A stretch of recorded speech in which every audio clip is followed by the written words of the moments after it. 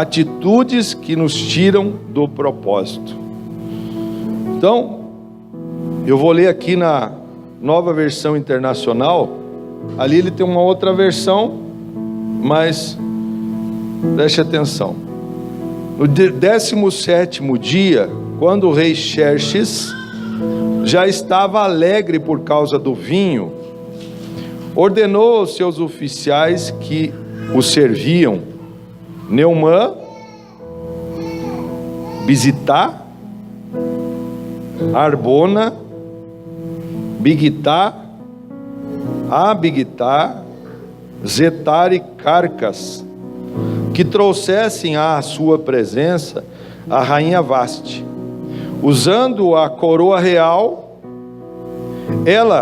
Ele queria mostrar aos seus súditos e aos nobres a beleza dela, pois era de fato muito bonita. Quando, porém, os oficiais transmitiram a ordem do rei à rainha Vaste, ela se recusou a ir, e o rei ficou furioso e indignado. Ali diz assim naquela versão: o rei muito se enfureceu e se inflamou de ira. Pai, aqui está a tua palavra, e que o Espírito Santo a use para nos instruir nesta noite. Que o poder de Deus venha sobre a mente de cada um. Quebramos agora todo espírito de encantamento na mente dessa pessoa, que não deixa com que a palavra penetre, ó Deus querido, a ponto de dividir a alma e o espírito. E nessa noite, meu Deus, essa palavra tenha poder de penetrar, meu Deus, no profundo da alma e do espírito dessa pessoa, em nome do Senhor Jesus, amém? Glória a Deus. Pode sentar, querido.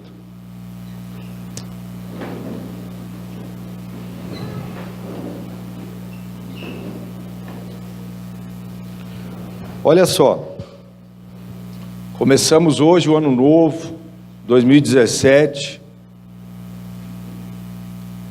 2016, eu creio que foi uma bênção para você, porque você está vivo, porque você que está aqui nessa noite teve encontro com Deus, com Cristo. Sua vida não é mais a mesma e nunca será mais a mesma, amém, queridos? Eu creio. E quando começamos um ano novo, temos sonhos, propósitos que nós colocamos. Fizemos o propósito, eu sou a porta, aqui no final do ano. Vamos para o monte, oramos por isso, e agora é continuar naquele propósito que você determinou com Deus. Temos que continuar, né? E aqui nós vemos uma história, é um pouco longa, mas eu quero resumir um pouco para vocês, e nós entramos só na parte da rainha. Mas existia o rei, algumas versões dizem que era o rei Assuero, mas na versão grega, o nome dele é Xerxes, primeiro. E esse Xerxes era um homem muito rico, e ele comandava 127 províncias, ou seja, 127 localidades que ele comandava. E ele então resolveu dar uma festa, e essa festa, de muitos dias, 180 dias, ele então começa a mostrar o seu reino aos seus convidados, e convida vários convidados, e esse reino era muito grande. Ele começava na Índia e ia até a Etiópia. Veja só como era grande o reino desse homem. E ele começa a dar o melhor para as pessoas. Sempre quando você convida alguém para ir na sua casa, se o teu melhor é café com leite e pão com margarina, então faça isso e coloque sempre o melhor na mesa que você tem na sua casa, amém, queridos?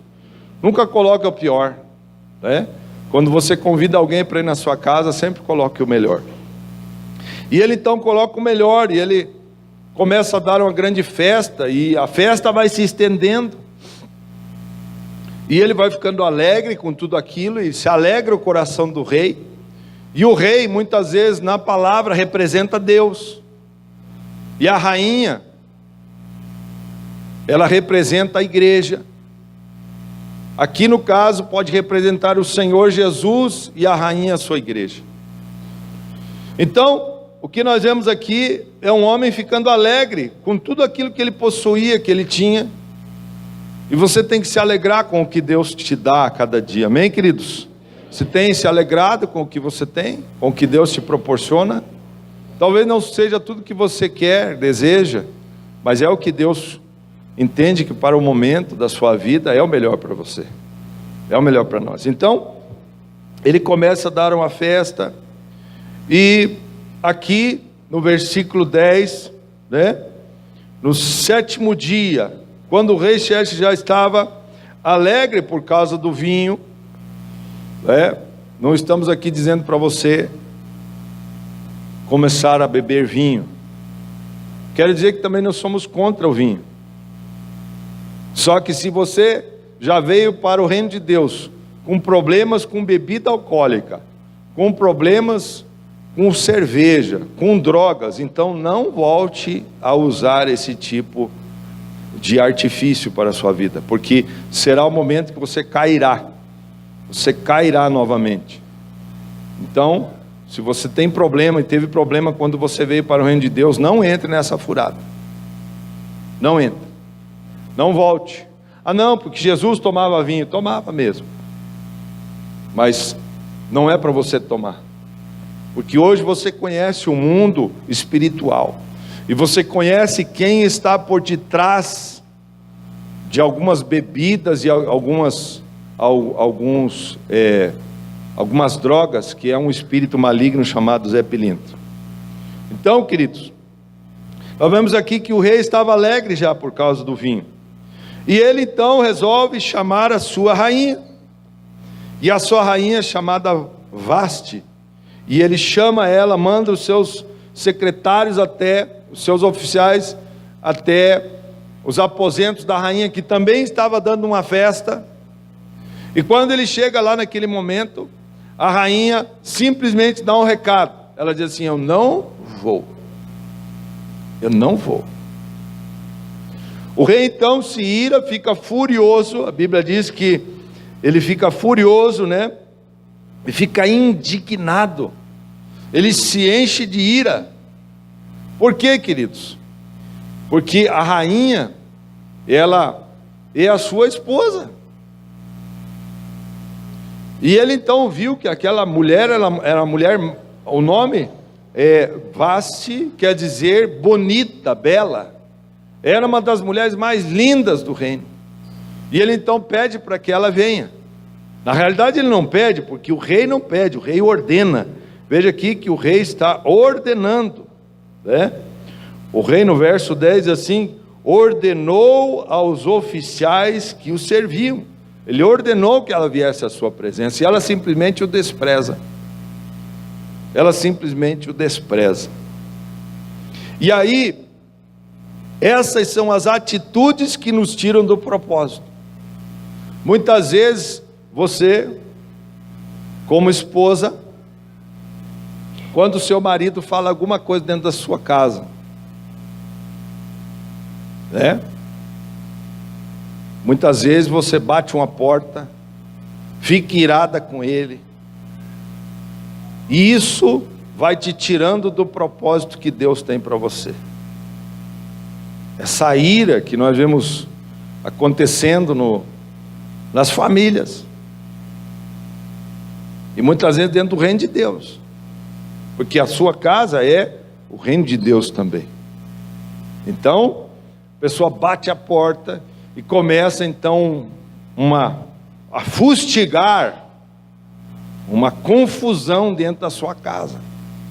O inimigo, ele trabalha nessas confusões, porque ele vai perceber a atitude das pessoas, e a tua atitude é que determina se você está dentro do propósito de Deus ou não, ou se você está saindo do propósito de Deus. Então essa gritaria, esse bate-porta, essa desobediência, que aqui essa mulher desobedeceu, Ela acabou desobedecendo, e a desobediência nos tira do propósito também. Com relação ao esposo, o marido, ele tem que entender que a esposa é o vaso mais frágil. O que é o vaso mais frágil? É a esposa que Deus colocou no seu lado como auxiliadora e não como uma escrava. Não como uma escrava que tem que estar dizendo amém para tudo, mas vocês têm que andar numa conciliação, andar em acordo. O que nós vemos hoje é, muitas vezes, o marido não toma atitude de resolver algumas situações dentro da sua casa, e quem acaba tomando é a mulher, precipitadamente. E aí depois arruma uma confusão dentro da sua casa, porque daí, ao invés de resolver um problema, cria problemas maiores ainda, que acaba criando problemas, talvez até financeiros, e que depois, queridos, uma coisa nós temos que ter, você tem que ter uma serenidade, você tem que ter tranquilidade, para você poder buscar a Deus, porque muitas vezes os problemas financeiros que nós criamos nos tiram do propósito de Deus e afetam a nossa comunhão com o Pai. Eu já passei por isso, eu sei o que é, não é fácil. Então temos que andar numa condição de estar em acordo dentro da nossa família.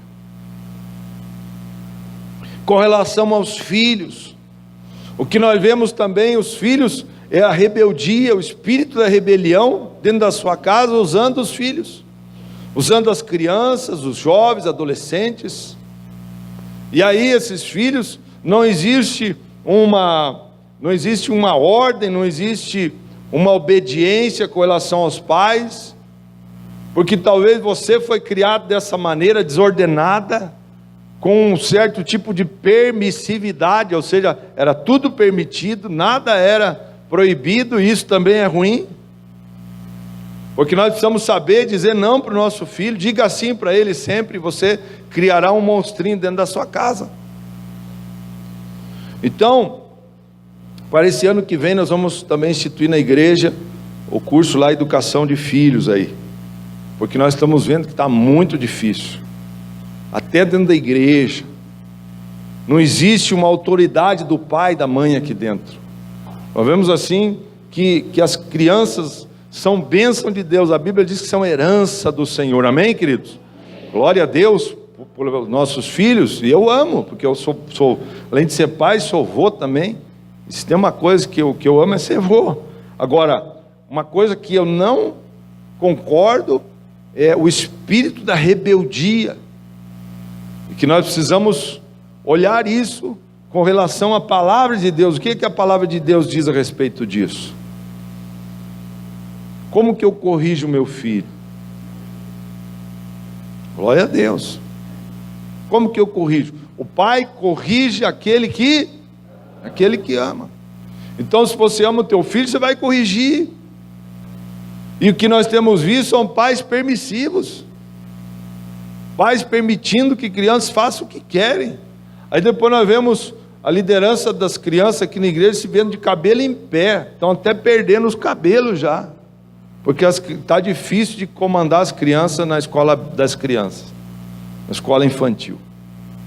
Então, queridos, o que nós vemos com relação a essa rainha, ou seja, nós vemos a rainha Vaste, e eu quero mostrar para vocês aqui pela palavra, versículo 17 diz assim: pois a conduta da rainha se tornou conhecida por todas as mulheres, e assim também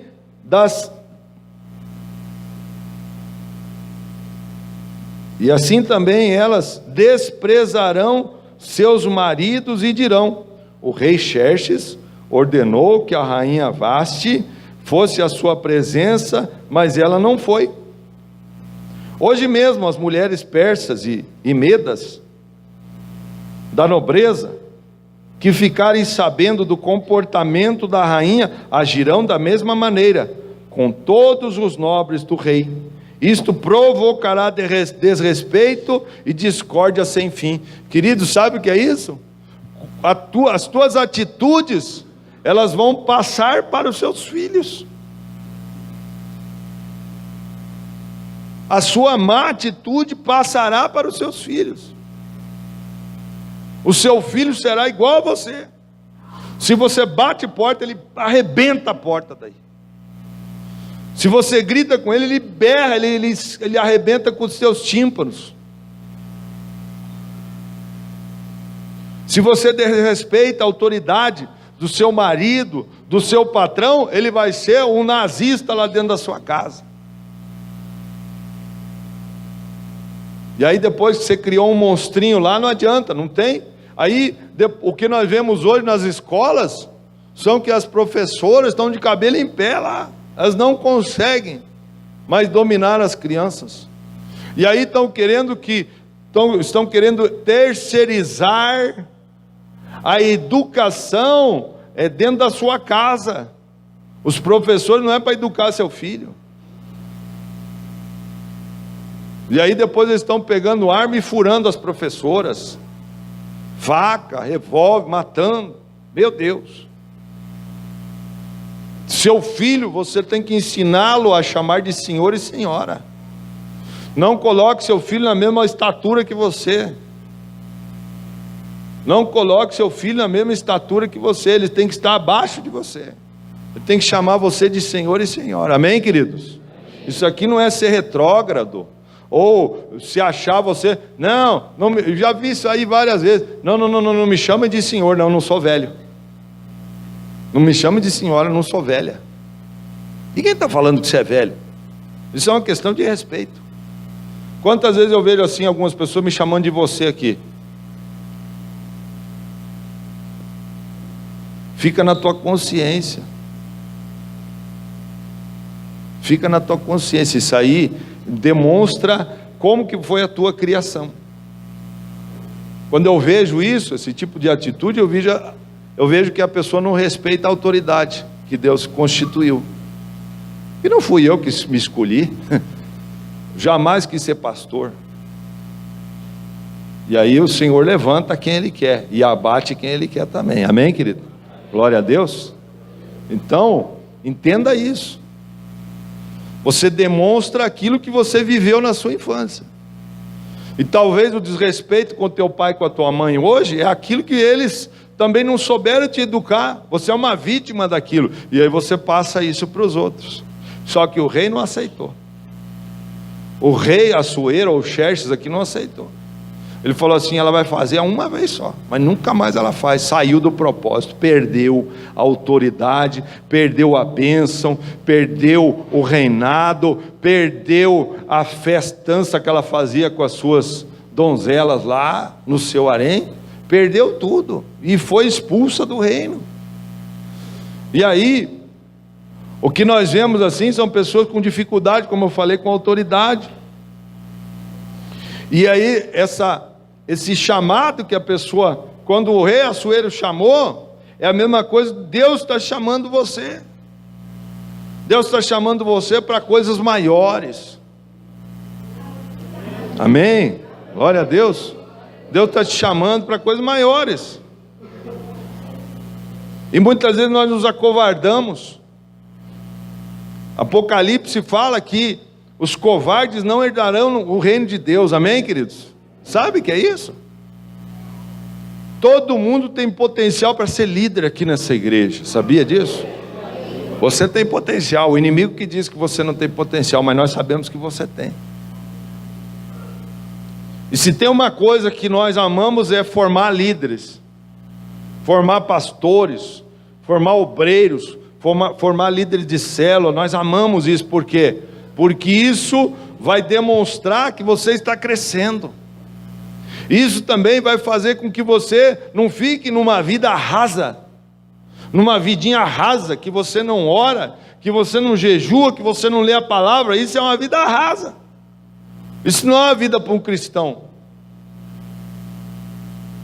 Não é vida para o cristão vir aqui só no domingo, receber a palavra e ficar lá ruminando e rotando também com aquela palavra. Essa palavra ela tem que entrar em você, tem que fazer o que apraz a Deus, e depois você sair e ser um instrumento nas mãos de Deus para ganhar almas para o reino dele. Amém, querido? É para isso que serve o reino de Deus. Não é para a gente ficar aqui só. E quarta-feira começamos a célula novamente. Glória a Deus. E você, quero desafiar, sexta-feira, né?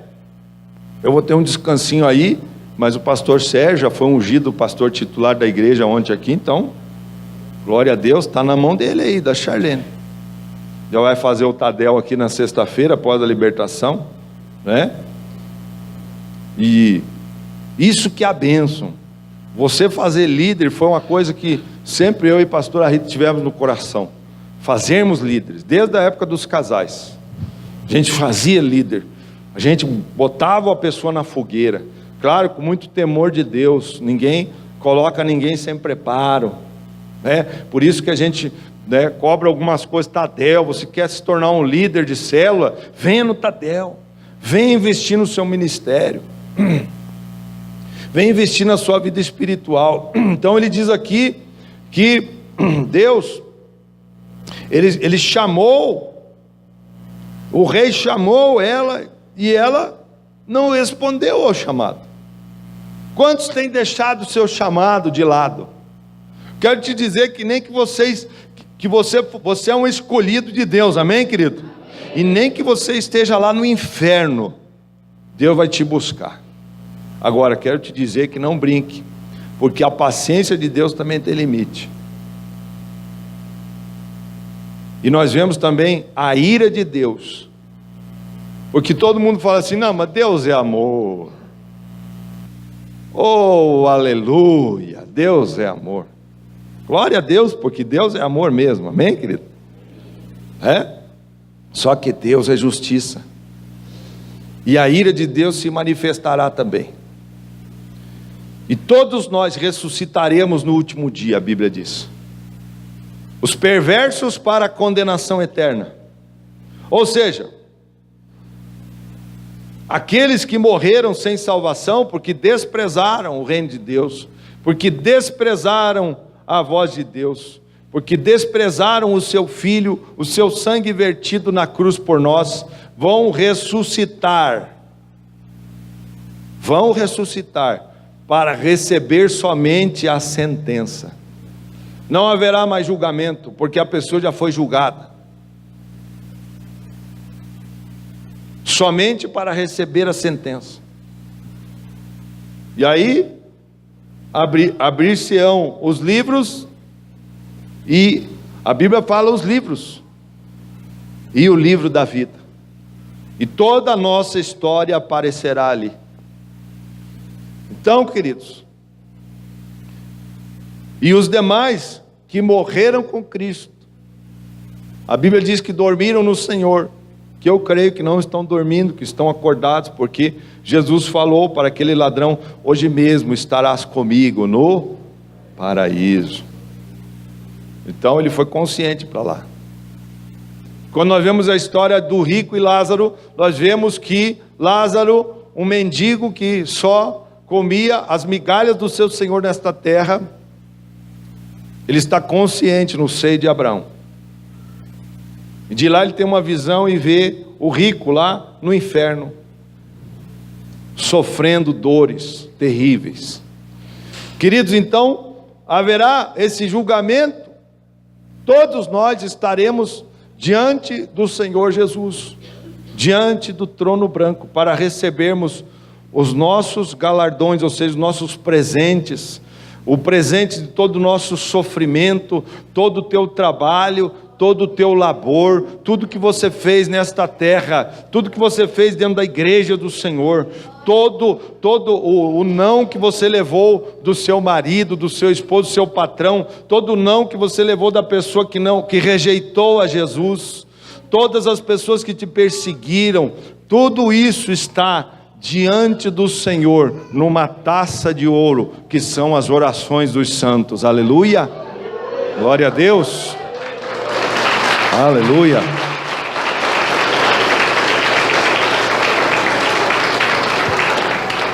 Então, querido, o teu trabalho não é vão no Senhor. O teu chamado aqui nessa terra, não despreze ele, como essa rainha desprezou. Não despreze. Esse ano Deus vai te chamar para você se tornar um grande líder de célula. É o primeiro passo para você alçar o ministério pastoral na igreja, para você se tornar um obreiro aqui na sexta-feira, para expulsar as castas dos demônios. Glória a Deus. É o primeiro passo, é se tornar um líder de célula. Nós conseguimos com o tempo reformular a estrutura da igreja. Hoje está muito bem definido hoje. Está muito bem definido. As pessoas se tornam membros, se batizam, se tornam membros, vão caminhando, já podem trabalhar no encontro, já sentem a presença muito mais forte do que aqueles que estão recebendo lá. E depois vão se tornar líderes de célula. Depois de líder de célula se torna um obreiro aqui, depois um pastor auxiliar, pastor titular.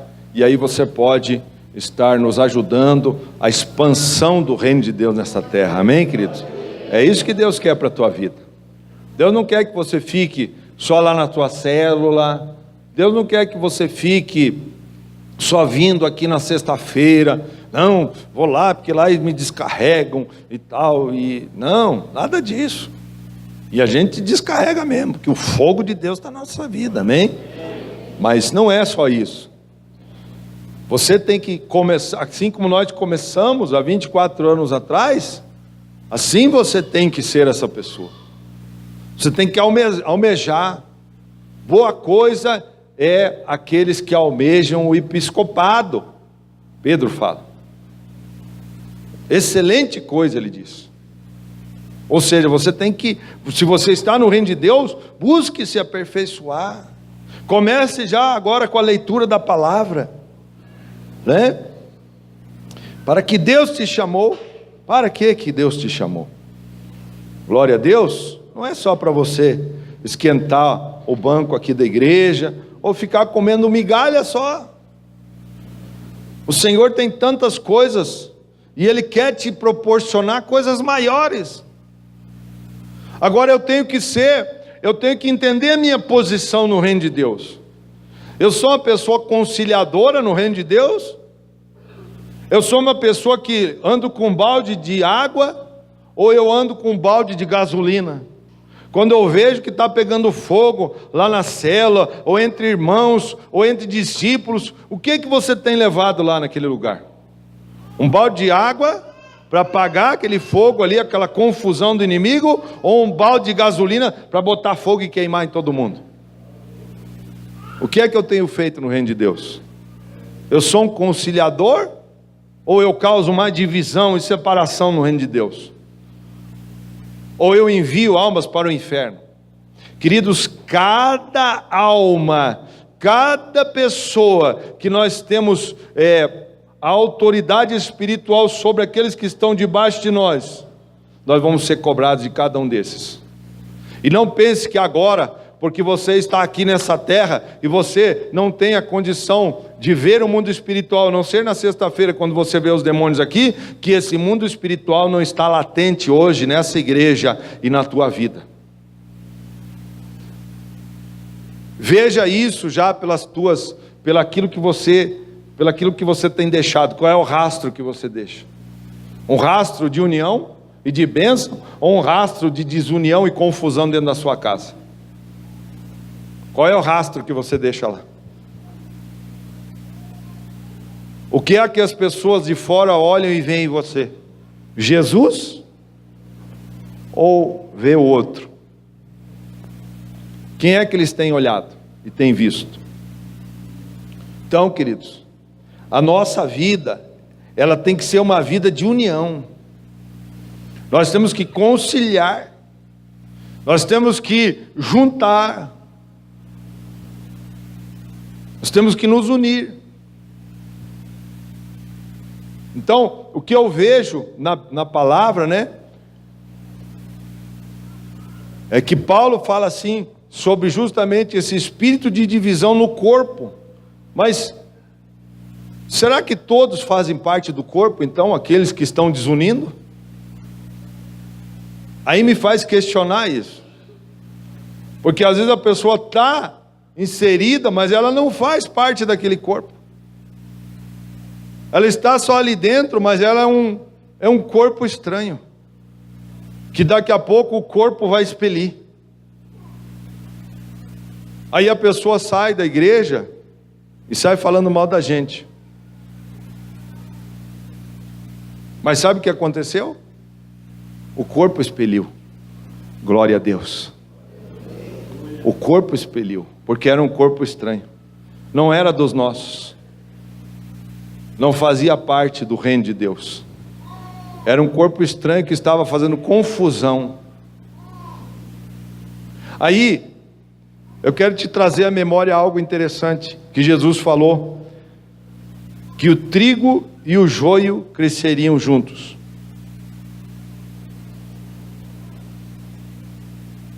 Jesus falou isso.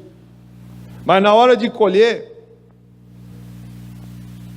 ele disse que o trigo seria colocado num celeiro. Glória a Deus. O trigo é para estar no celeiro, querido. E nós estamos no celeiro aqui de Deus, amém, querido? Então esse é o lugar do trigo. Esse aqui não é o lugar do joio. O lugar do joio é lá fora. Então quando Jesus fala do trigo e do joio crescendo junto, ele não fala no reino, ele fala lá fora. Glória a Deus. Talvez você não tinha entendido isso ainda. No reino de Deus não é para crescer joio não, porque o corpo tem que expelir esse joio lá para fora. Ou esse joio vai virar trigo, ou esse joio vai ter que cair fora. Glória a Deus. Esse joio tem que virar trigo. Ele vai ter que se transformar como? Eu não sei. Vai ter que haver um milagre. É o caráter de Deus que tem que entrar nesse joio para ele virar um trigo aqui dentro. Aleluia. Glória a Deus. E é isso que tem que acontecer, querido. Porque aí, o que nós estamos vendo aqui, essa história dessa mulher, que desprezou o seu rei, e eu quero só entrar um pouquinho, porque a história é um pouco longa, mas eu vejo que houve um homem que era o tio, vamos dizer que é tio, mas foi o tutor, o Mordecai. Outras Bíblias falam do Mardoqueu. Esse Mardoqueu, ele era um homem que ficava na porta do palácio, que era o tio de Esther. Ele ficava na porta do palácio, e ele, sempre desprezado por um outro homem, que era o primeiro-ministro,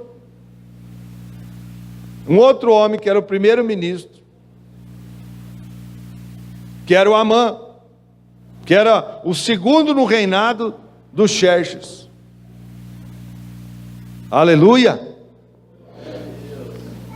Então, queridos, o que acontece? Esse Mardoqueu, ou Mordecai, ele estava ali e ele escuta um levante, ou seja, duas pessoas do reino do rei Xerxes estavam se levantando contra o rei, para derrubar o rei. E o que é que ele faz então? Ele tenta contar, ele conta ali, porque a Esther, que era a sua sobrinha, estava lá no reinado, mas ela ainda não tinha assumido o papel de rainha. Ele conta, mas não tem resultado aquilo. Quando o rei então tira a rainha Vaste do seu reinado, ele então escuta o conselho de alguns oficiais, para que aqueles oficiais buscassem então uma nova rainha.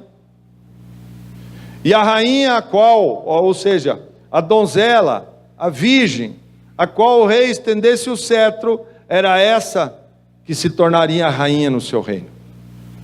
Para encurtar e resumir, então ele estende o seu cetro para Esther. Esther se torna rainha. Mas na época havia um levante impetrado por Amã, que era o primeiro-ministro no reinado de Xerxes.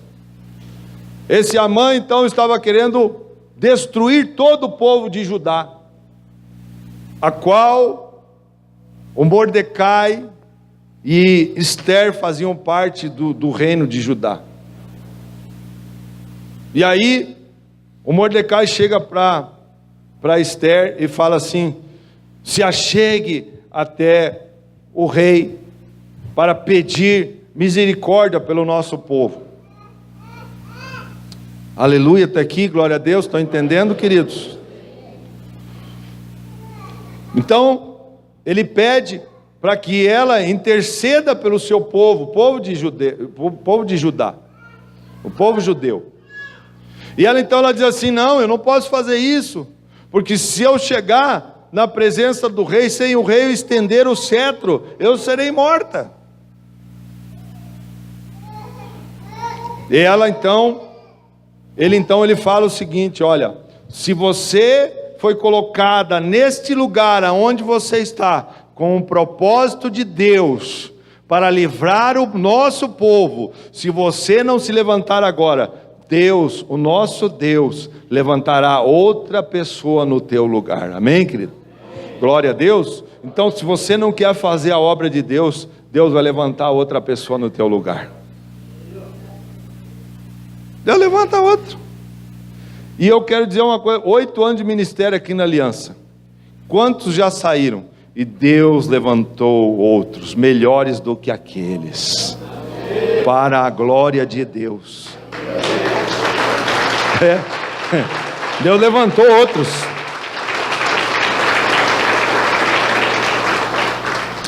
Que são vocês.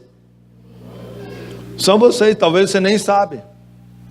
Talvez você nem sabia, mas Deus te levantou, você está aqui, ó.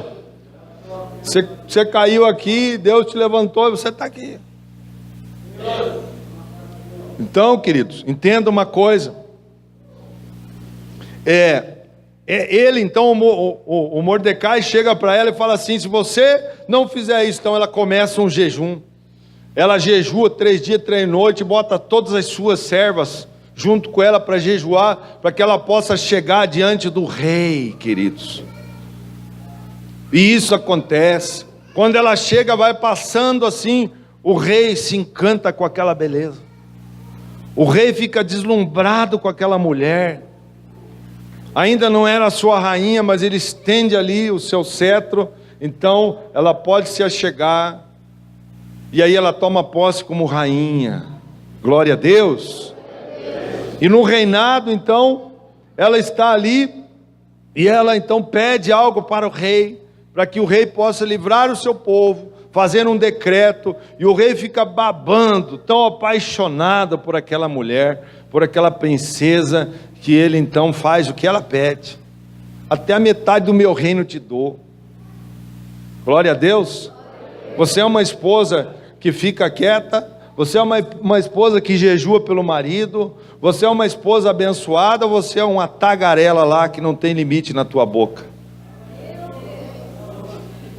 E ninguém suporta você, nem teus filhos, nem o teu marido. E aí já ele está caindo fora do casamento porque não aguenta mais. Ela não precisou falar nada, ela só jejuou e orou 3 dias. Você tá disposta a fazer isso? Para quebrar o coração do maridão aí? Que quando você passar lá na sala, bonitona, né? Com aquela roupa assim, bacana, ou então à noite, bota um baby doll aí, legal. Não está proibido no reino de Deus. A gente não está proibido essas coisas, né? Tira a camisa lá do Atlético, tá amarrado esse negócio. Tira a camisa aí desse time, tira a camisa do Greca, tira a camisa do abençoado Greca, quase morreu ontem, nem sei se toma posse.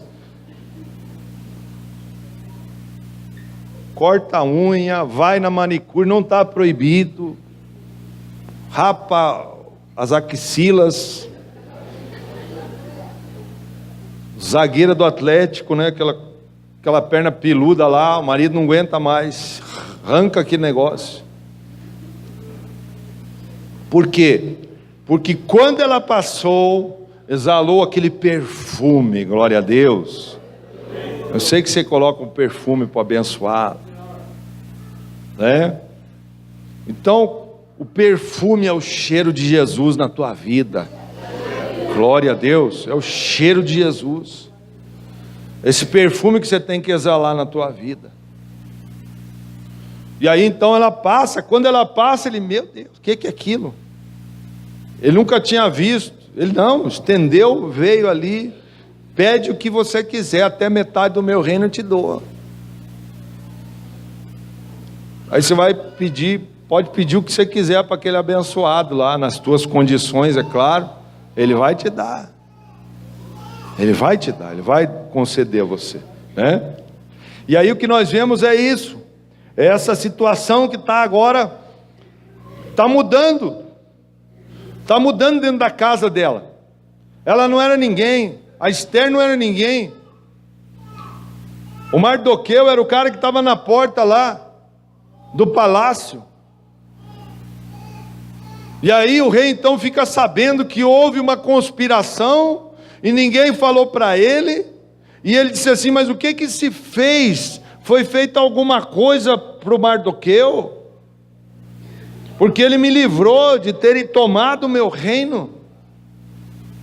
Aí os oficiais falaram assim, não foi feito nada, então faz o seguinte, então, agora você vai colocar, chama lá agora o Amã, e o Amã era o cara que detestava o Mardoqueu, porque quando o Amã passava na porta do palácio, tinha que se dobrar para ele fazer reverência ao primeiro-ministro, e ele nunca se dobrou. Por quê? Porque você jamais pode dobrar o teu joelho para outro rei, a não ser o rei Jesus, amém?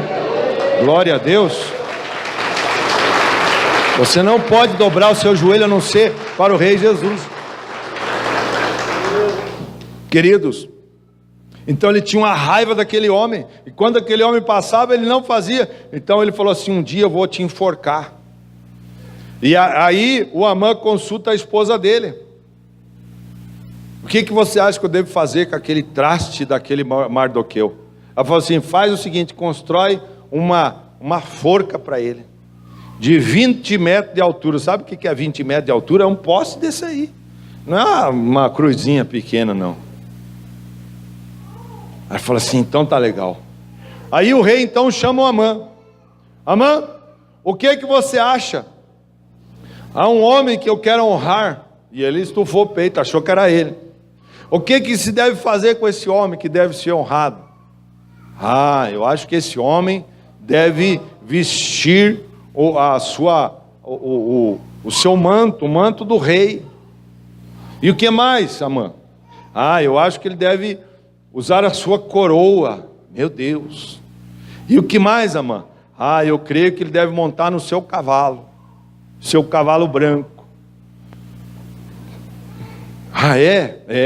Então faz o seguinte, vai lá e pega aquele mendigo que está lá na porta, aquele mendigo lá, que é o tal de Mardoqueu, que diz que é filho de Deus, e faça isso a ele, e saia com ele por todo, e você que vai pegar como é que chama o negócio do cavalo lá? Na rédea do cavalo, e você vai andar por toda a cidade, dizendo que esse é o que o rei quer honrar nessa terra.